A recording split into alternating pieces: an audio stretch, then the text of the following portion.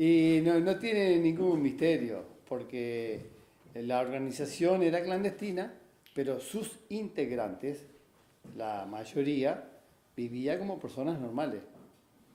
O sea, yo trabajaba, iba a mi casa, volvía y tenía actividades de la organización, pero no andaba con un cartel acá, una estrella y una T. ¿No? Más bien trataba de disimular. Lo que sí sucedía es que cada tanto las fuerzas represivas te detectaban y tratabas de ganarle de mano y ahí sí, esconderte, cambiar de casa, cambiar de algo de tus lugares habituales, incluso dejar de ir a trabajar también. O sea, desaparecer de los lugares habituales, que eso es lo que se le llamábamos los clandestinos, o sea, estábamos los legales y estábamos los clandestinos. Había gente que vivía en la clandestinidad con documentos falsos, con personas falsas, venían, te pedían documentos, vos presentabas un documento con tu foto, pero no decía tu nombre, porque vos estabas requerido. Entonces, los compañeros que tenían una actividad legal trabajaban, estudiaban y ahí se relacionaban con la gente de izquierda y según las actitudes y conversando con uno y con otro, vos te das cuenta, un tipo, ¿para qué está? Entonces, así como vino uno y me invitó para entrar y yo loco de la vida, después yo también encontraba gente que conversaba con ellos hasta que entraban en confianza y bueno, y pasaban a integrar la ¿Y en organización. qué año entraste vos? En el 68. Ah, en el año fuerte. En cierta manera fue una explosión el año 68 por muchas razones. Fue una coyuntura política y social de lucha importante, como un ícono de esa que ustedes seguramente han oído hablar y habrán hablado de él, por ejemplo, liberarse. Si la muerte de liberarse fue en el 68. O sea, el 68 fue una coyuntura de luchas estudiantiles y obreras muy importante. Estaba Pacheco, eso ustedes lo vieron. Sí. Con las medidas de seguridad, con la represión contra los sindicatos, contra los estudiantes y mucha lucha callejera, sobre todo parte de los estudiantes. Es decir, en aquella época, el ambiente de violencia y de represión y de crisis no tiene nada que ver con lo que son actualmente las ocupaciones de fábrica, las huelgas de ahora, los conflictos estudiantiles de ahora. Y bueno, y las manifestaciones callejeras eran reprimidas con gases y con palos. Por eso, bueno, palos de un lado, piedras del otro, o lo que hoy se ve de repente en películas de otros lugares, de otros países, en aquella época era moneda de todos los días.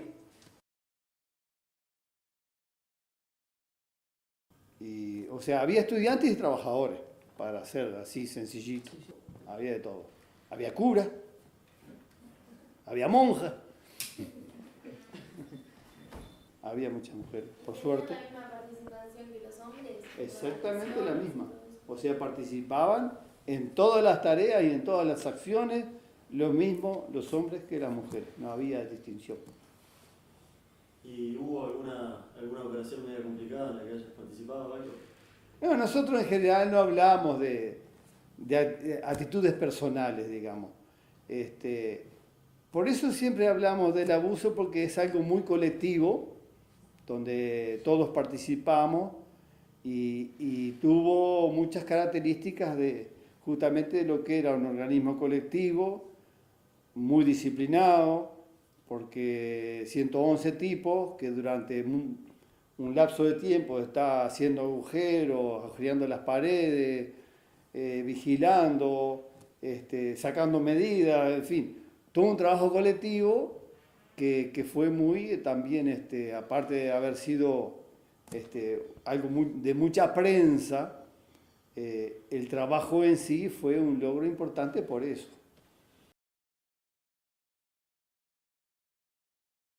Toda acción clandestina tiene que ser necesariamente muy organizada, muy coordinada, o sea, Si vos quedaste de estar a las 4 y 5 en una parada, tenés que estar a las 4 y 5. No podés llegar 5 minutos tarde. Y porque estás regalado, porque, digamos, la sincronización de la organización requiere de eso. Bueno, justamente me senté ahí en una esquina y estuve más del tiempo necesario y justo yo me estaba mudando de lugar. O sea, me estaba yendo del lugar donde estaba viviendo para otro. Y nos desencontramos con los compañeros que nos teníamos que encontrar y como yo estaba ahí en la mudanza, llevaba armas, documentos y cosas. Y ahí me pararon los milicos, vinieron con la chanchita, con todo. ¿Cuál fue el sentimiento que predominó en ese momento? Qué cagada.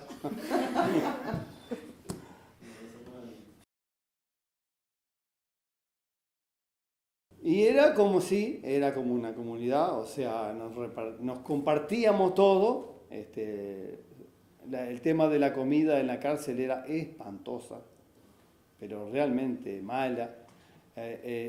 Cuando pasaba el carro con el guiso, cerrábamos la ventanilla para que no entrara ni el olor, porque era tremendo. Entonces, los familiares y los compañeros nos ayudaban con comestibles. Y entonces nos repartíamos los comestibles y cocinábamos en la celda con un mechero.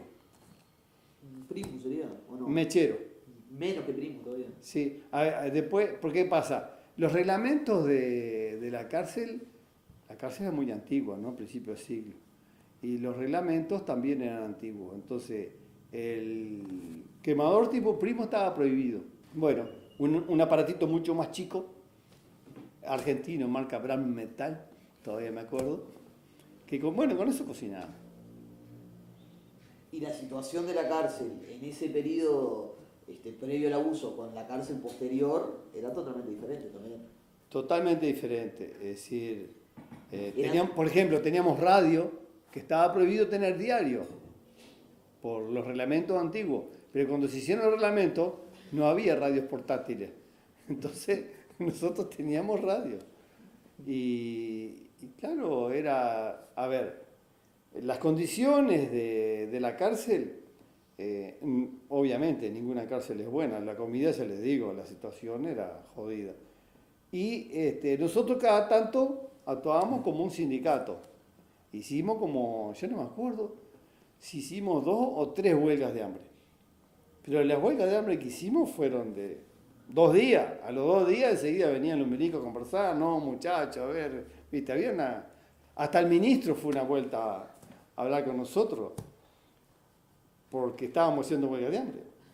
Seguro, era otro país, Nada que ver con el sistema del penal de libertad, que ese sí, era un campo de concentración duro. Ahí estabas en situación de hostigamiento permanente. ¿Y qué relación tenía usted con Amodio Félix? Bueno, Amodio era un dirigente del MLN. Él estuvo en Punta Carreta con nosotros y sí, la situación de Amodio, hay muchas teorías. Para mí lo que pasó fue que cuando vino la mano dura, es como, yo qué sé. Sí, no aguantó. No solo no aguantó, ¿no? Porque hubo más de que un compañero de repente no aguantó y flaqueó.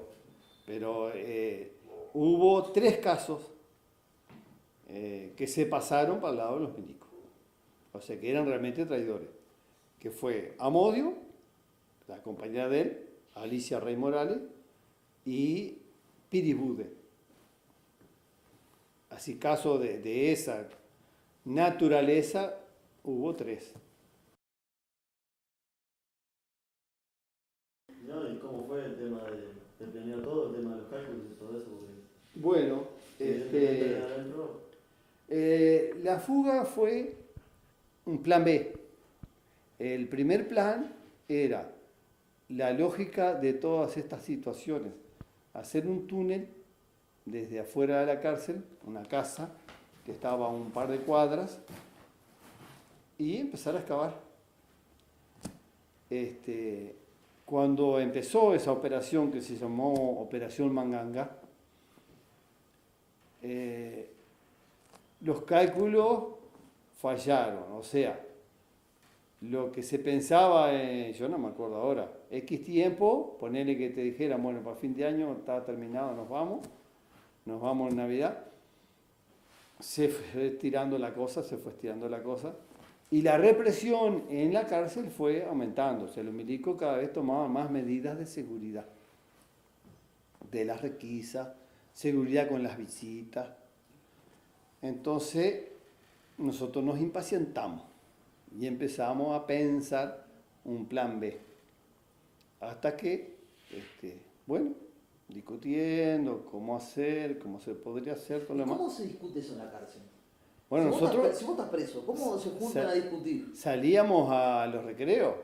O sea, teníamos recreo, teníamos deporte, hasta en el penal de libertad teníamos recreo, pero ahí los milicos en el penal de libertad no te dejaban andar de más de a 2. Claro. O sea, ahí es otra cosa. En Punta Carreta no había problema de juntarse 8 o 10 a conversar. Y hacíamos que estábamos jugando al truco, que estábamos ahí tomando mate y conversábamos. Y están planeando escaparse. Obvio. La cárcel era muy antigua, de paredes muy gruesas, pero de ladrillo. Y el material donde estaba asentado el ladrillo era muy blandito. Entonces, Se avanzaba. sí, era fácil. Fácil abrir el agujero de la pared. El tema era el túnel. O sea, para iniciar el túnel, nosotros nos jugamos a hablar con un loco. O sea, un preso común totalmente loco. Arión Salazar. Esa era una pregunta que Yo teníamos. le queríamos preguntar si estaba tan loco como decía. Bueno, ser loco es una cosa y ser bobo es otra. Porque si vos al tipo le decís, mirá, nos vamos a fugar, si vos te quedás calladito y no decís nada, capaz que nos fugamos. Ya está. No estaba tan loco. ¿Estás loco? No. Claro, el tipo estaba loco, sí, estaba realmente loco. ¿Qué Sí significa? tuve de locura tenía. Vos Para sabés llamarlo que así. no, nunca tuve acceso a un diagnóstico, pero él tenía una serie de ideas fijas, por ejemplo, de los ovnis, que él se comunicaba. Aparece en Eso el cómic. mencionaba en el cómic. Se comunicaba con los extraterrestres, a tal punto que una vez reclutó a un compañero, o sea, en el penal de libertad, porque después estuvo preso en el penal de libertad. Y un compañero entró a pirar y se juntó con y eran, ¿a cuál de los dos más locos? Con el tema de los platos voladores, se comunicaban mirando un tablero del ajedrez, uno en esta celda y otro en la otra, y se comunicaban mentalmente. Todo un delirio. Pero la cuestión es que el tipo, vamos arriba. ¿Por qué? Porque él tenía una celda en el primer piso, en la planta baja, digamos. Porque para hacer un túnel hay que estar en la planta baja. Entonces, y a su vez estaba, por suerte, en la celda que estaba, digamos, más cerca del muro. O sea, estaba la celda de él, había un pasadizo que sería más o menos del ancho de, más o menos como de que allí, y después venía el muro. Entonces, el compañero Arión, tranquilamente, y aceptó. Entonces el plan era hacer un túnel desde la celda de él, pasar por abajo del muro para salir para afuera. A su vez, ¿cómo nos juntábamos ahí el día que estuviera pronto el agujero? Con tiempo nosotros, con los alambres de las camas con alambre, sacábamos algunos alambres de las camas y con un fierrito hacíamos un agujero en la pared y como está el diagrama, digamos, de los ladrillos, por ahí con una trenza de alambre que actuara como si fuera un serrucho, uno de un lado de la celda y otro de la celda de al lado, le hacíamos un juego a la pared por las costuras de los ladrillos. Entonces llegó un momento que teníamos un pedazo de pared que era un bloque que se sacaba y se ponía. A eso le llamábamos las heladeras. Entonces cada celda fue fabricando su heladera. Hay otro aspecto de la cuestión que es la relación con los milicos. como decían recién, los milicos nos respetaban mucho y además eran muy corruptibles. Por ejemplo, estaba prohibido entrar diario. Entonces, ¿qué hacíamos nosotros? Comprábamos un milico para que nos entrara marcha, diario, lo que fuera. O sea que por plata los milicos te entraban lo que vos quisieras. Entonces, tenían a su vez, no eran policía, porque la cárcel, que con el tiempo acá va a volver a ser, espero, era un organismo que no dependía del Ministerio del Interior. Tenía, obviamente, al Ministerio del Interior ahí bajo la lupa, pero era un organismo que había un director de cárcel que dependía del Ministerio de Cultura. Entonces era un cuerpo permanente, no rotaban. Vos estabas siempre con los mismos tipos, que eso hoy creo que hay rotación de policías en las cárceles. Incluso algunos que se portan mal también lo mandan a cuidar al preso. En esa época era todo un cuerpo permanente. Incluso había uno que era de mi pueblo, que nos conocíamos. Y entonces llegamos así por la vía de la corrupción de los milicos, llegamos a vendría a ser una especie de subdirector. Le hicimos este planteo. Vamos a hacer una cosa. Ustedes tienen que hacer requisa, ¿no? O sea, ellos cada tanto, porque tenían mandato de hacerlo, te abrían la puerta, vos salías para afuera, los milicos entraban y te revisaban todo. Muy bien. Nosotros lo que queremos es estar tranquilos y que ustedes hagan las requisas que tengan que hacer. Vamos a hacer un acuerdo. Entonces, ¿cuál era el acuerdo? Para que ellos hicieran requisas y nosotros estuviéramos tranquilos. Que hicieran requisas de a 5 celdas. Entonces, se hizo un plan de requisa que ellos pasaron a ejecutar, pero que nosotros conocíamos, el plan. Y el plan era, además medio infantil, estas 5 celdas, ponerle de la 1 a la 5, y dentro de unos días, de las 6 a la 10, y así iba corriéndose la requisa paulatinamente. ¿Dónde arrancó la requisa? Arrancó en la punta donde estaba la celda, que estaba arriba de la celda de Arión, el compañero Arión Salazar.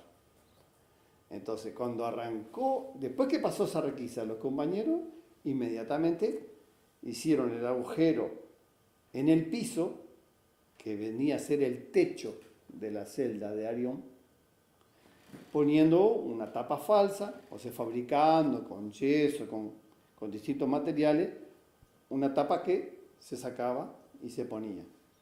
Ahí, después de 3 horas, te conseguí un pequeño planito, El de los anarquistas. Si llegaba algo, ¿viste? Bueno, de ahí la cadera. viene la cuestión. Esta es la celda de Arión, la 73. Entonces, en estas celdas se hace la primera requisa. Ni bien se hace esa primera requisa, pasan los compañeros a trabajar acá, también con una tapa falsa, y la tierra, a partir de ahí, pasa a guardarse abajo de las camas de estas celdas, donde ya había pasado la requisa. Y luego iba pasando así, corriendo, hasta llegar también a esta parte de acá, y esta parte de acá, que eran unas pocas celdas de presos comunes. Entonces, la cuestión era que cuando hubiera terminado todo el circuito de requisas, el túnel tenía que estar terminado. Acá no había dilatoria posible. O sea, había que terminarlo ese día, sí o sí. O sea, cuando arrancamos ya tenemos la fecha de comienzo y la fecha de terminación. Acá había 2 ingenieros. Uno que yo le decía que recién que se fugó, Juancito Mirati, que estaba del lado de afuera, o sea, se había fugado, estaba afuera y había arrancado con el plan Mangangá. Y adentro estaba el ingeniero Manera Lluvera. ¿Hicieron bien los cálculos del principio? ¿Les dio bien? Casi bien. Hubo un pequeño error. De manera que esto acá, la llegada, tenía como una curva. O sea que hubo una demora final, porque cuando creíamos que estábamos acá. Entonces hubo que, a último momento, apurarse de parte de los compañeros que estaban acá a unir, pero se unió. O sea, acá viene la parte de los de afuera. ¿Por qué hicieron los de afuera? La casa que está frente, o sea, esto viene a ser la calle. ¿Está el muro? La casa de Solano García, ¿verdad? Sí, esta es la casa del Billy. La calle Solano García. Sí, sí. La casa del Billy, que era un simpatizante, pero que nosotros llenamos todos los requisitos como para no quemarlo a él. Entonces, ¿qué se hizo? Del lado de acá, o sea, cruzando esta manzana, vivía el tío de una compañera, vecina amiga de Ciudad de la Costa. Entonces, ¿qué hizo esta compañera? Fue a la casa del tío con otra gente. Hola tío, ¿cómo está? Quédate quieto porque vamos a tu casa. Qué El sobrino tío más- no le gustó nada, pero se tuvo que bancar un molde. Entonces, de esta casa, que da con los fondos de esta otra, los compañeros ocuparon esta casa y pasaron a ocupar esta otra casa. Y en esta otra casa, en el living de la casa, los compañeros de afuera empiezan a hacer este agujero para unirse con este.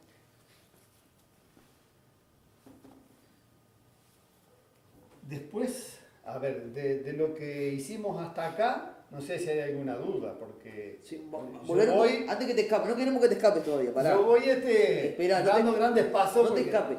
¿Cómo se comunicaban los de adentro con los de afuera? a través de la visita, Por WhatsApp. Por WhatsApp no. a través de la visita. Sí, O pero sea, con código. mi compañera venía, mi compañera me venía a visitar, que después cayó presa. Pero ella era legal, o sea, era una persona que tenía una vida normal. Y era muy difícil, o sea, para definir cuántas esposas, cuántos hijos y cuántos padres de los que estaban presos fueran realmente del MLN. Claro. Porque yo Estamos caí hablando de- preso, pero mi viejo no era del Claro, MLN. estamos hablando de más de 100 personas, por lo menos. Claro, claro. Entonces, en esa cuestión de la visita intercambiamos, por ejemplo, la pastilla, que le llamábamos, que son hojitas de papel muy fino, papel de fumar muchas veces, que se escribe, se arrolla y con un nylon se la envuelve con fuego, se cesa las puntas y queda un paquetito hermético. Y eso vos lo llevas en la boca. Y vas y te das un besito de lengua con la compañera y ya de paso te pasas una pastillita. Los materiales también se los otorgaban los productos que estaban. Bueno, los materiales que usábamos eran cosas muy sencillas. No, quemar la mano. Todo muy sencillo. No.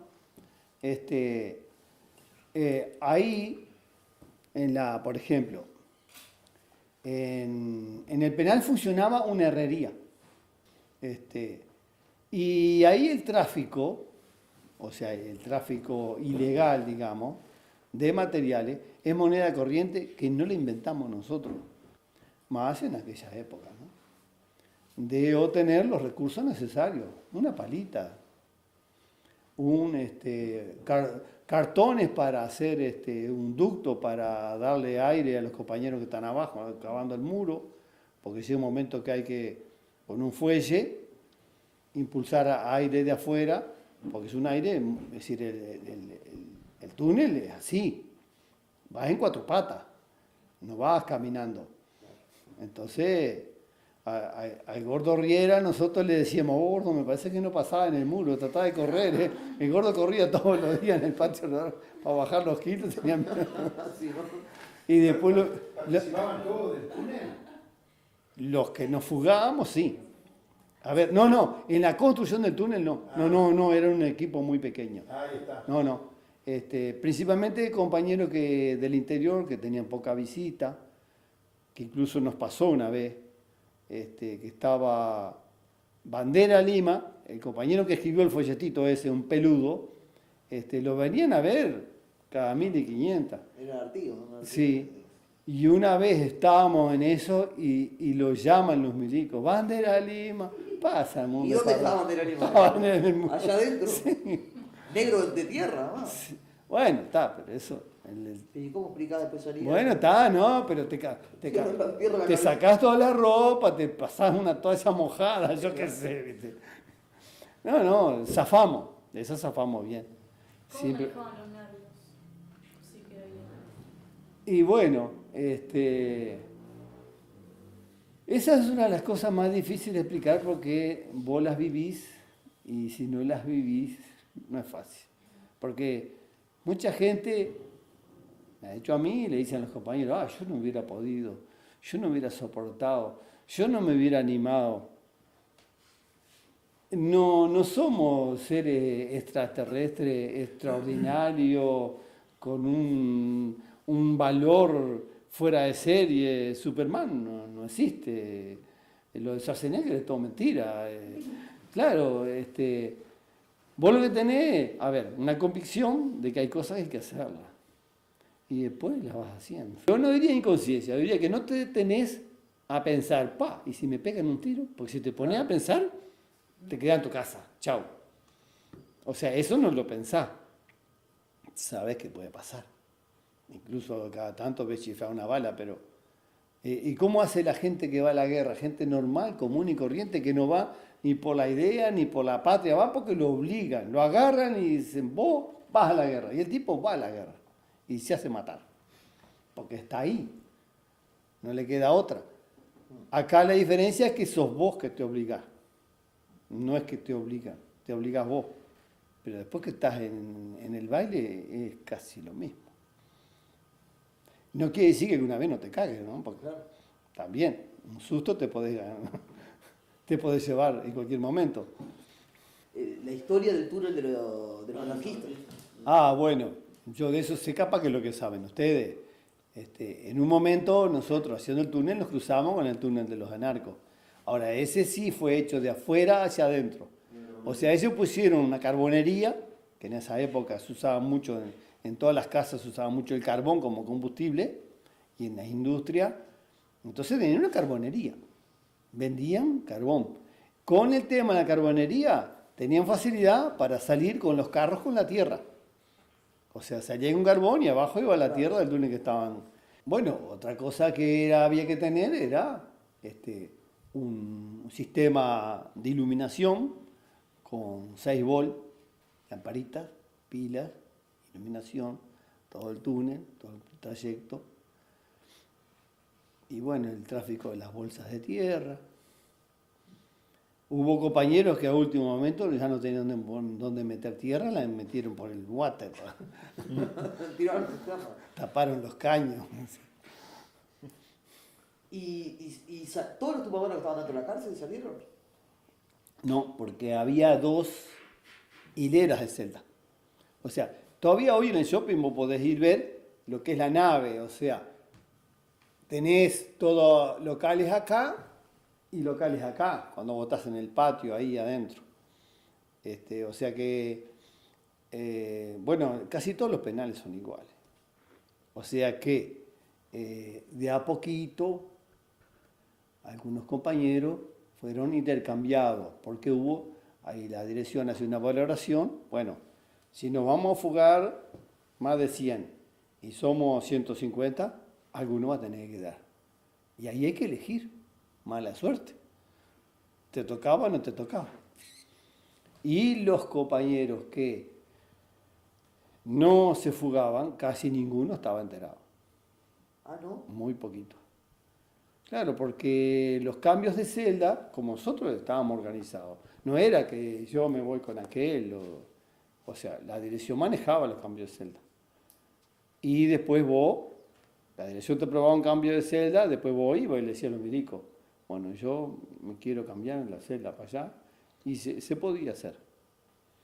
Se podía el cambio de celda. Entonces llegó un momento que, yo me acuerdo que el negro Viña, uno de los comunes que se fugó con nosotros, asomaba la cabeza en la celda nuestra y decía, qué pesada que está esto.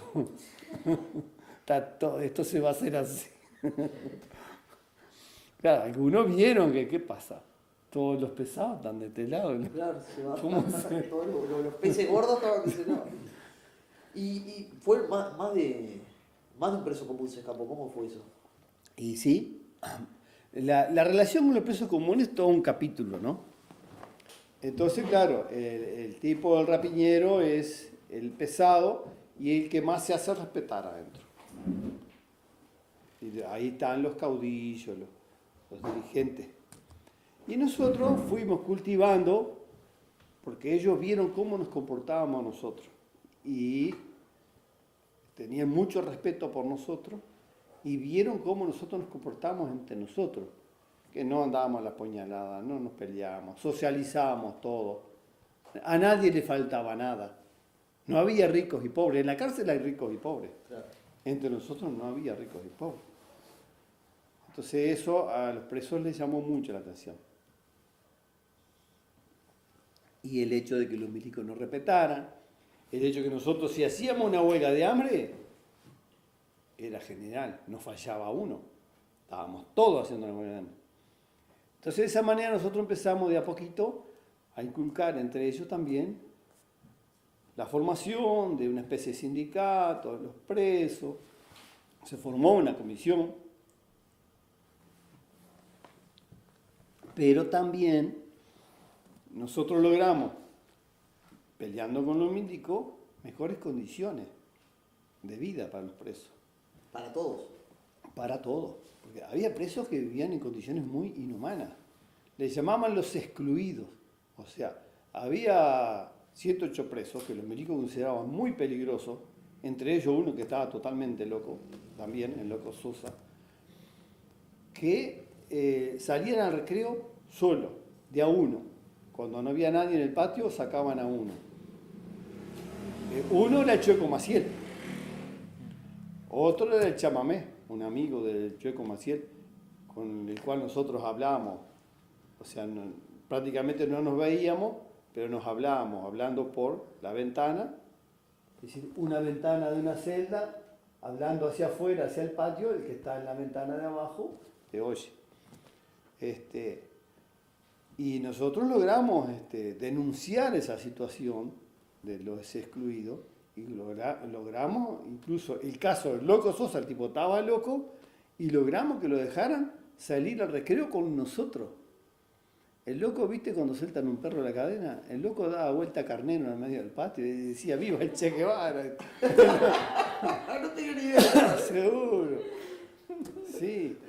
Entonces, en todo ese relacionamiento con los presos, vos empezabas a encontrar tipos que tenían valores y que te admiraban y te preguntaban y te pedían libros. Había presos que leían, era impresionante. Le prestabas un libro, los 2 días venía y te pedía otro. Y de esa manera nos fuimos relacionando con algunos de ellos y entraron al MLN, como tantos. Y se fugaron con nosotros. Hubo una demora, les decía, un error de cálculo, o sea que salió como 4 horas, yo no me acuerdo el tiempo, la verdad, pero salió horas después de lo estipulado. Incluso los compañeros que estaban copando la casa, la casa que estaba más cerca de la cárcel, salieron al jardín haciéndose los bobos ahí, una parejita haciendo arrumaco, con estetoscopio buscando ruido hacia abajo. El tema de los ruidos también tenía que ver, una de las cosas que hacíamos nosotros cuando de repente estaban pasando por el primer tramo hacia el muro, porque ahí había piedra y esas cosas, y había que darle con el marrón. Entonces eso se hacía cuando estábamos nosotros en el recreo. ¿Qué hacíamos en el recreo? Organizábamos unos partidos de fútbol tipo salvaje. Nos matábamos a patadas y a porrazos, porque salía todo machucado de ahí. Para hacer bastante ruido, que el milico que estaba arriba del muro no fuera a sentir algún temblorcito de algo, que el temblor que sentía era que nosotros que nos estábamos reventando ahí en el patio. Y bueno, cuando finalmente se hace contacto de los que están afuera con los que vienen adentro, nosotros ya a esa altura habíamos de noche puesto muñecos en las camas y habíamos sacado la heladera para pasar y la poníamos de vuelta y nos amontonamos en las 3 o 4 celdas que están acá arriba, ¿no? En este piso, para ir pasando para acá. Cuando se larga, arrancamos para allá. Yo me acuerdo que el compañero, muy jovencito, que estaba en ese que yo te digo que el muro, que el pozo hacía como una subidita así, y era una greda, y el compañero empezó a resbalar, y yo lo calcé del taco, del zapato, y lo tiré para arriba. A mí no me va a estar haciendo desmorar. Uno atrás del otro, ¿no? Claro, sí, en tropel. Y lo que sucedió con esta falla de las horas, que se tardó más de lo calculado, que cuando salimos de ahí, los dirigentes más connotados, que era importante que se fugaran, bueno, Sendí, Ñato, Mujica, salen en una camioneta y el resto salimos en 2 camiones. O sea, en tropel nos juntamos todos en la última casa, o sea, la casa de más atrás, y cuando a la voz de Aura, calle, camión y rajar. Y lo que pasó, les decía, a raíz de la demora, los contactos que se habían hecho en la calle para ir trasladando, o sea, los compañeros de A2, de A3, de A4, iban pasando a otros vehículos y de esos vehículos a casas, a donde iban a quedar escondidos.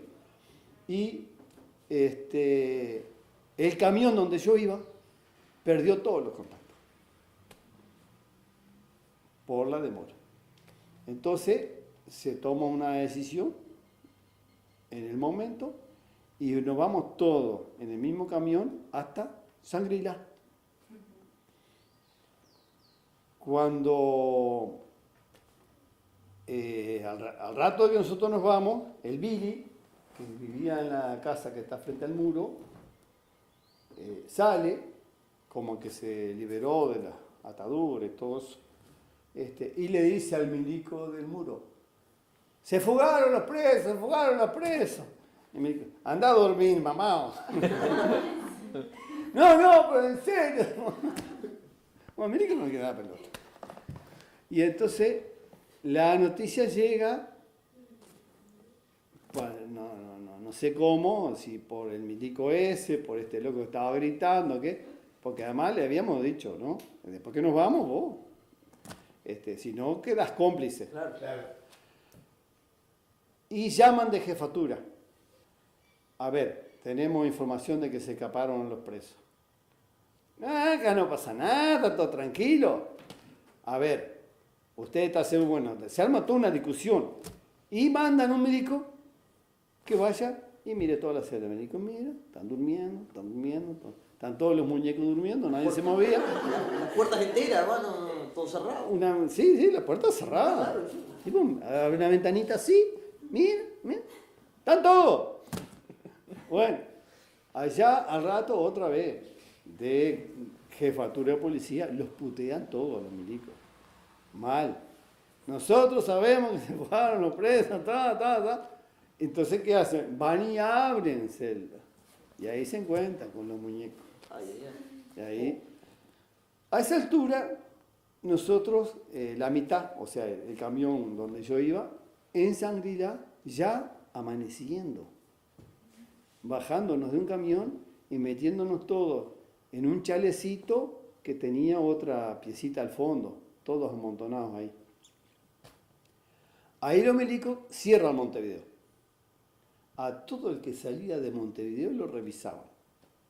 Entonces nosotros decidimos entrar en Montevideo. Entonces, de a 4 o 5, pasábamos los milicos revisando todo el que salía, nosotros entrábamos. Y fuimos a los lugares que teníamos destinados para salir. Pero ya lo dijo, voy a utilizar cuando vuelve después a Punta Carreta, cuando hay shopping. Bueno, yo fui una vez. Porque puede ser el no piso nunca más o voy... No. Yo por suerte no tengo ningún tipo de trauma extraño. Fui una vez. Me pasó además una cosa curiosa porque yo, trabajando en el puerto, una vez salimos en un camión del puerto y pasamos por ahí por el shopping. Entonces el chofer me dice, mirá, dice, a ver si reconoces esto como es, porque yo también he estado ahí, ¿no?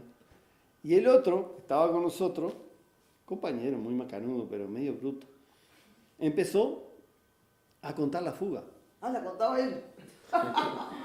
Entonces, bueno, porque dice que hicieron no sé qué. Entonces en un momento le dice, pará, loco, ¿quién se fugó? ¿Te fugaste vos? ¿Cómo fue eso? Porque el hijo de un compañero de celda, el hijo de Flaco Melián, era un gurí, el Yuri.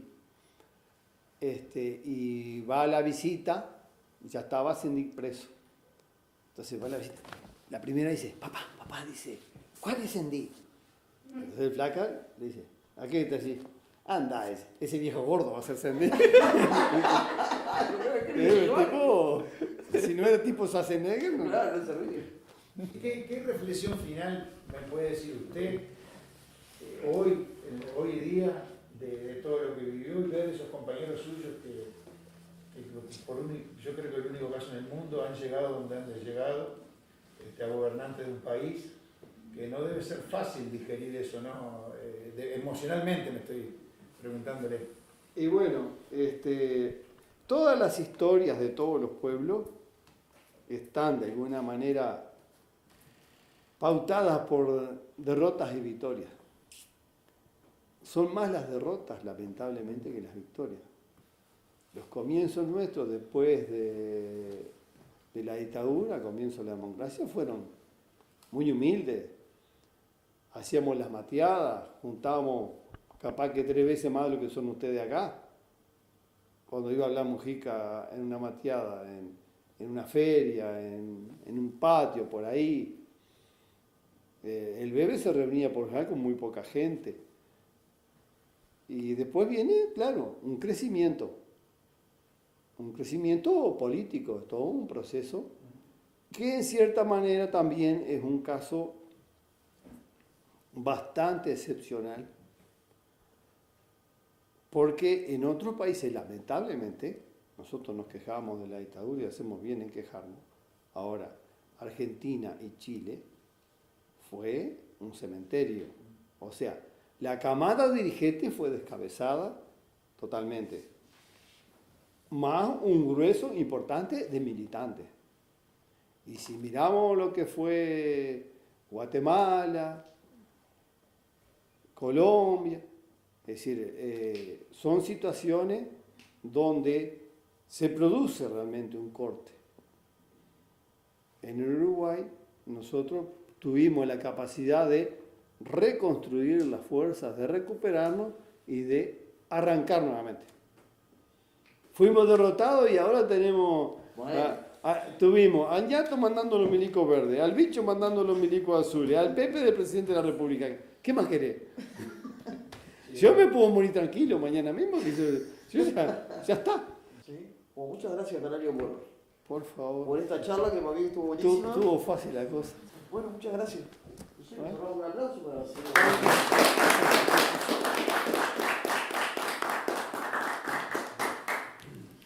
Bueno, muy bien. Muy bien. Muy bien.